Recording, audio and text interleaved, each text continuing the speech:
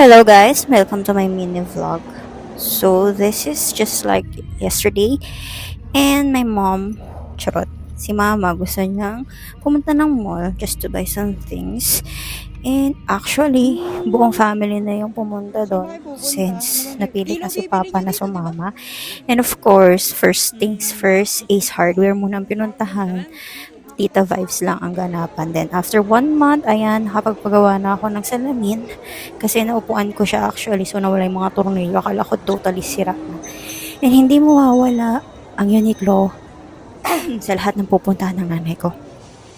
So, ayan, she's checking something na t-shirt daw na cotton para sa panahon ngayon. So, ako naman, ayan, of course, di mawawala ang selfie. Mirror selfie, especially kapag nasa Uniqlo. And yung tatay ko, sinasabi niya na May dapat ganyan siya, di magsuot daw si ba? mama ng ganyan. May Pero ganyan siya. definitely hindi ganyan yung magusto ng nanay ko.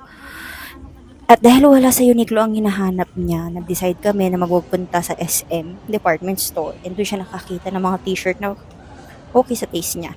And ayan, kumain na kami sa Wendy's. Since ayaw magpawat ng nanay ko, pumunta ulit kami sa Uniqlo.